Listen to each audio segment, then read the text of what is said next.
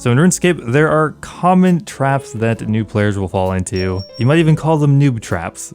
Yes, that kind of sounds like I've set up a bunch of pitfall traps, catching the noobs around the GE, and will like harvest their organs and sell them. That's how I get rich. No, it is just the title. No, we're not doing that, but there are very common mistakes that many players will end up making. Now once again, I want to preface before we start this video, this is just of course my opinion, and above all else, I think people should be able to play RuneScape the way they want. This is a point and click medieval video game. If you don't want to take any of these suggestions, just don't. It's not a big deal. Play the game the way you want to. But with that said, I do think some of these are worth taking into consideration. So let's start off with a noob trap targeted directly at myself, just to make sure I'm not biased here, because this one is kind of embarrassing. It's kind of insane to admit this, but I have never, in any account I've ever played on, gotten a fighter torso. I don't even know what happened. On my main account, I just never got it, and then I had enough money for Bandos. Trader Steve, I didn't have the area unlocked. I still dropped the Master Clue step when I get it. It's embarrassing, but you shouldn't follow my footsteps. The fighter torso is definitely worth getting. It has the same strength bonus as a 20 mil plus item, but only takes an hour or two at most to get. You use the fighter torso everywhere as well. Yes, Blood Moon chestplate is another option now, but even that, I mean, 5-6 mil for that thing now. You really shouldn't put it off. Just get the fighter torso. It is one of the strongest items you can get from a minigame, and really doesn't take that long to get. Now, one trap I see a lot of new players make super often is buying a Slayer helm first. Now to clarify, I do think getting a Slayer helm eventually is definitely worth it, but there's no reason to prioritize it. And that's because the Slayer helm and the Slayer helm imbued is the exact same as a Black Mask and a Black Mask imbued. They give the same damage and accuracy bonuses, and the Black Mask can be purchased just with GP. When you're starting off Slayer, Slayer points are incredibly important, and I would highly recommend prioritizing getting the bigger and badder thing upgrade, which gives you the superior monsters, block slots, and maybe even some extensions. The only Slayer monster where a Slayer helm is actually mandatory really is something like Dust Devils or Smoke Devils, where you need to wear a nose peg, so the Black Mask won't work. Besides that though, for pretty much every other task, a Black Mask works perfectly fine. Now another very common trap I see people fall into is the Graceful trap. The Graceful outfit, in my opinion, is definitely overhyped, but that's not to say it's not worth getting at all. Although with the recent run energy changes, I think the priority on Graceful has dropped quite a bit. But no, the biggest mistake I see people make is getting your full Graceful using the Canvas course. Now, this is the quickest way to get it generally for people who have low agility levels, but I really don't think it's worth doing. At the absolute top end, you're getting maybe 20k per hour agility experience at level 40. Or nowadays at the exact same level, you could be doing Brimhaven agility for over double that experience rate, and the agility levels you gain are actually very impactful. Now, just to put it into perspective, camping the Canvas course until you have full Graceful takes about 15 hours, and in those 15 hours, you would have earned an extra 450,000 agility experience if you just done the Brimhaven course, which is so much agility experience, I really wouldn't give that up. You can always grind out the Graceful set at the Sears course once you unlock it, and get it eventually, just don't rush it early. Okay, so moving on, another important thing that you should stop doing is browsing the internet unsecured. Just in the last few years, I've had multiple accounts hacked, including my RuneScape account, so I take internet security pretty seriously now, which is why I'm really happy NordVPN is sponsoring today's video. From fake links to fake shops to pop-up ads and database breaches, the internet has a spectacular diversity of ways to steal your information. With NordVPN though, you can help mitigate a lot of these attacks. Definitely my favorite feature is threat detection, which will automatically kick in when you download a file, click a link, get a pop-up ad. Essentially, it will detect and quarantine any malware, and even prevents phishing attempts as well. Threat detection even has the ability to prevent a very common scam recently, which is the fake shop scam. In 2025, it only takes a few clicks to buy something online, but that makes it really easy also to fall for a fake shop. And this is really alarming, as it normally means you've leaked your payment information, but threat detection will help prevent this. Beyond security, NordVPN also has a lot of amazing features, such as unlocking the world's media library. I live in Canada, so our Netflix is a bit sparse compared to some other countries. Thankfully, I can quickly change my IP to the UK, the US, or wherever else in the world to have access to a much larger library of content. Nord offers so much, and I would highly recommend giving them a try today, as you can lock in an awesome deal right now. Simply click the link in my description or use my code OLDSCHOOLVPN to get 4 extra months free with your subscription. It's completely risk-free as well, because if you don't like it, Nord has a 30-day money-back guarantee, so no risk at all. And thank you so much to NordVPN for sponsoring today's video. Okay, so the next trap is probably one of the most significant ones in a way, because it's not currently reversible. And that is the potion storage. The potion storage is a reward for completing Mastering Mixology, and in theory is a useful upgrade, as it would allow you to store different potions of all dose types. But in reality, the execution is quite clunky. It messes with your bank tags and bank tabs, and it has this gaudy potion storage icon that gets in the way when you're trying to sort through bank tags. And there's no way to turn it off. That's probably the biggest issue. Now, potion storage is probably more useful for Ironman, but for main accounts, you're probably better off just buying more bank space than trying to mess around with potion storage, which can't be turned off once you've unlocked it.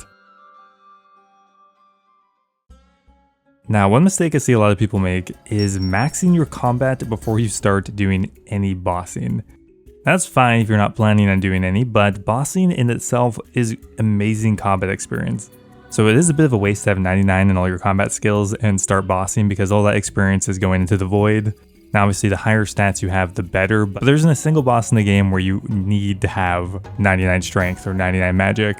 Most bosses in RuneScape can be done between 80 and 90 perfectly fine, and that still leaves you a giant chunk of experience you can then get from bossing, instead of through conventional training methods like sand crabs, nightmare zone, whatever. Even if you wait till 90, that's still over half of the total experience you can get from things like Slayer bosses, raids, God Wars. I mean, everything gives experience. So if you want to do PvM, you'll end up at max combat before you know it. Now, a very common trap I see people fall into is using a Slayer helm at Vorkath. Now, sometimes it is actually better, but the reason that a Slayer helm is not always best at Vorkath is because of the Salve Amulet. Pretty much the only undead boss that people regularly kill, and both the Slayer helm and the Salve Amulet work with Vorkath, but they do not work at the same time. You can't stack them, so you have to pick either the Salve Amulet or the Slayer helm to get the bonus. So because of that, the Slayer helm often is actually worse than just wearing a Salve Amulet enchanted and wearing a strength helmet. Now the Salve Amulet is more powerful than a Slayer helm by about 3.3% damage and accuracy, but most items you put in your amulet slot are much more powerful than your helmet slot, so it's kind of a balancing act. But for example, if you're wearing this gear, wearing a Need Is Not face guard in the Salve Amulet is better even on a Vorkath Slayer task. At the very worst though, they are similar, so you don't ever need a Slayer task to kill Vorkath effectively. The biggest thing you'll really be losing out on is the Slayer experience. So this one is probably the epitome of a noob trap, and that's trying to maintain memberships with bonds, specifically in the early and mid game. I say this because new players will literally get trapped and stunted for making any progress because all their money is going towards bonds. It's just not feasible anymore to purchase a 16 mil bond every 2 weeks on a new account. Sure, if your account is maxed, you can do the Coliseum, raids, high-end PvM, this isn't nearly as bad, you could earn a bond in a few hours. But on a new account, it could take dozens of hours, all the while you're minimally progressing your account because you're so focused on trying to maintain membership. The problem with early game moneymakers is any of the moderately good ones don't give experience, so you can do them, but you are literally making no progress in your account just to afford a bond that you can barely afford. It's like living paycheck to paycheck, except you're doing it in the game you're playing that you're supposed to be having fun playing. So if you have the option of getting membership, definitely would recommend it. Buying bonds maybe later once you've progressed your account out of the mid game. Now in the early game, money is very tight, and one mistake I will see a lot of new players make is they will buy an archer ring and imbue it. It seems logical because you have all the other Dagonoth rings, the Berserker ring, very powerful, the Seer's ring has magic damage on it, but the archer ring you would think is good because it is expensive, it's like a 3 mil item. It does almost nothing. It only gives you a marginal amount of range accuracy, which barely is consequential anywhere, and you're almost always better off wearing a different ring, either a Berserker ring if you're going to do hybrid or tribrid content, or just bringing a light bearer is often better, even places you are solo ranging, or even a Ring of the Gods or a Ring of Suffering. Having more prayer or tankiness often is more consequential than the minor amount of range accuracy. And especially early on, when people often buy this, it's just a waste of money. That 3 mil could go pretty much anywhere else to get better returns.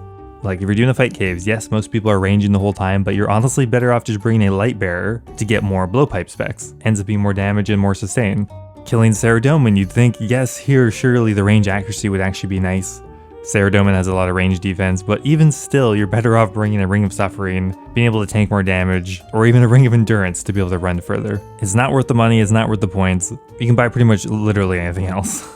And there's multiple other items that fall into this category. Armored armor is actually 100% useless for main accounts. So if you're an Ironman and you have Armadillo, sure, you might wear it. Armadillo is literally just meant to be broken down and turned into Missouri at this point. Armadillo crossbow is hardly better than the dragon crossbow. And of course, Pegasians, one of the most common noob trap items of all. It's possible these might get changed in the future with the upcoming Varlamore Part 3, but for now, one of the last pieces of gear you should be purchasing. So one trap I also fell into personally is corrupting a Bofa. Now, I did this on my Trader Steve account, which is a bit different, kind of a pseudo Ironman in this exact circumstance. So in that account, it kind of made sense. On a main account though, I would say it's not worth it for everyone to spend 30 mil plus to corrupt your Bofa. That's 200,000 shots. And probably the bigger issue is you're not going to want to sell the Bofa when you have to take a 35 mil hit. So that's nearly a 200 mil investment locked up, or at least, like, you know, sunk cost fallacy locked up is not technically. Plus 200,000 shots will last you a couple hundred hours. So I would think twice before corrupting a Bofa. Yes, if you want the peace of mind, go for it. I'm personally happy I did it, but I don't know if I would do it again on a main account. And finally, we have Konar Slayer. Now I know a lot of people like Konar Slayer, and if you like it, do it for sure. And Konar does have legitimate uses, like going to Konar for your every 10th or milestone tasks, just to get the extra points. It's definitely worth doing that. But camping Konar Slayer generally is not going to be worth it. And that's because although you get a higher amount of points per task, and your task list itself isn't terrible, the novel part about Konar is you have to do the tasks she assigns, but also in a specific area. This can turn what are normally good tasks into bad ones because you end up in a terrible location. Like you get Dust Devils, but you have to do it in the Smoke Dungeon.